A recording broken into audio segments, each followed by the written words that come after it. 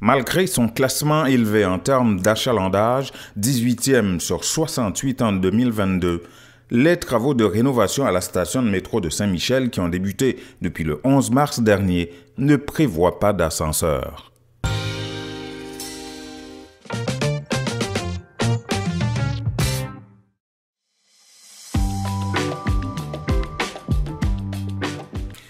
Malgré son classement élevé en termes d'achalandage, et que la population de Saint-Michel utilise davantage les transports en commun avec un taux de 41,4% comparativement à 34,5% pour le reste de l'île, les travaux de rénovation de cette station de métro, qui ont débuté depuis le 11 mars, ne prévoient pas d'ascenseur. La STM prévoit plutôt la démolition et la reconstruction de la dalle de béton des édicules principales et secondaires, de 2 escaliers fixes, la réfection de la dalle extérieure, le réaménagement de locaux techniques, ainsi que la réfection du béton dans les puits de ventilation naturelle. La société a fait l'acquisition d'un terrain attenant à la station de métro pour des travaux de construction du nouveau poste de district Saint-Michel pour le prolongement de la ligne bleue qui commenceront à la fin de 2025. Mobilisation citoyenne Saint-Michel François Perrault lance une pétition pour demander donc aux autorités d'inclure l'installation d'un élévateur dans son projet de rénovation de la station Saint-Michel. Les travaux ont déjà démarré et les plans ne prévoient pas cette option pour les usagers à mobilité réduite. Nous sommes profondément préoccupés par l'accessibilité limitée de notre station de métro. Nous voulons vivre dans un quartier accueillant pour tous, quel que soit leur niveau de mobilité. C'est pourquoi nous lançons cette pétition pour l'installation d'ascenseurs à la station de métro de Saint-Michel, indique le groupe dans le libellé de la pétition, qui a obtenu plus de 200 signatures sur un objectif de 500 au moment d'écrire ces lignes. Il faut dire qu'à l'heure actuelle, 16 stations sont munies d'ascenseurs. Des travaux sont en cours dans plus d'une douzaine d'autres, dont une seule sur la ligne bleue, soit Édouard-Montpetit. La station Saint-Michel, inaugurée le 11 juin 1986, a accueilli ses premiers voyageurs le 16 juin suivant et enregistré environ 4,5 millions d'entrées. En 2022, elle occupait le 18e rang sur 68 pour l'achalandage avec un statut de terminus pour les lignes 67 et 141.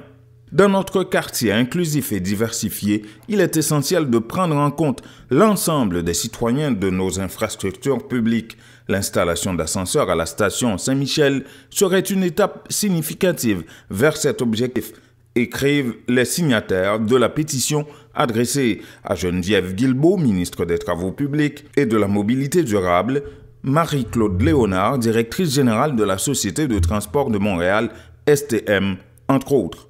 Nous avons discuté de cette question avec l'une des porte-paroles de Mobilisation citoyenne Saint-Michel, François Perrault. Justement par rapport aux travaux qui sont en cours justement au métro Saint-Michel, ça demande quoi? En fait, on trouve en 2024 que c'est un petit peu absurde de faire des travaux majeurs. C'est des travaux qui vont durer sur une durée de 2 ans, qui touchent la structure du métro. Donc on trouve ça un petit peu absurde qu'en 2024, les ascenseurs ne soient pas inclus dès le départ. Donc, il semble avoir un enjeu au niveau des subventions. Donc, les travaux vont avoir lieu sans l'ajout des ascenseurs. Nous, ce qu'on demande, en fait, ce qui aurait dû être fait, c'est d'avoir des ascenseurs dès maintenant, inclus dans les travaux qui sont en train de se faire présentement. Mais ce que nous voulons, sinon, c'est de s'assurer que les travaux intègre la structure nécessaire pour éventuellement ajouter des ascenseurs et que la station Saint-Michel fasse partie des prochaines stations qui seront subventionnées. Est-ce que vous avez contacté quand même les responsables des travaux, les gouvernements, les paliers de gouvernement, la ville, etc., qui sont impliqués dans ça pour vous dire pourquoi ils n'ont pas intégré des ascenseurs là-dedans? Il y a d'autres stations de métro qui ont des ascenseurs. Exactement. On est en train de faire ces démarches-là. En fait, on a quelques réponses sommaires. On a aussi eu accès aux critères de sélection pour les stations qui sont sélectionnées. Nous, on trouve que Saint-Michel devrait en faire partie. Donc, on est justement en train d'approcher les différents paliers, les différents personnes impliquées dans ce projet-là. Donc, c'est en train de se faire. OK. Et parlez-nous maintenant la réalité, ben, c'est quand même un métro très achalandé. Il y a beaucoup de personnes âgées. Vous avez une idée, parlez de ça, du besoin en fait d'ascenseur. Pourquoi? Oui. Ben, en fait, premièrement, la station Saint-Michel est un terminus et est une station extrêmement achalandée. Je pense qu'elle se retrouve, si on prend les chiffres de 2022, elle se retrouve en 18e position sur 68 stations, qui est quand même assez élevé du palmarès d'achalandage. Et sur ça, on garde en tête aussi que dans les stations plus achalandées, il y en a beaucoup qui sont déjà accessibles pour les personnes à mobilité. En plus de ça, ça se trouve être un carrefour très important au niveau des autobus. Il y a la 141 et la 67 qui sont dans le top 3 des autobus les plus achalandés à Montréal. Donc, c'est un carrefour très important. En plus de ça, on se retrouve aussi près de plusieurs écoles, de plusieurs CHSLD, résidences de personnes âgées. Donc, on trouve que c'est vraiment prioritaire pour cette station-ci. Oui, donc voilà. Puis en plus aussi, le quartier Saint-Michel, bon, est quand même un quartier assez défavorisé.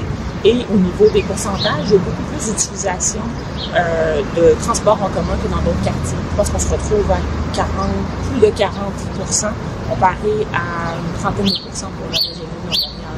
Donc c'est beaucoup plus élevé, donc on pense qu'il y a une nécessité là. Oui.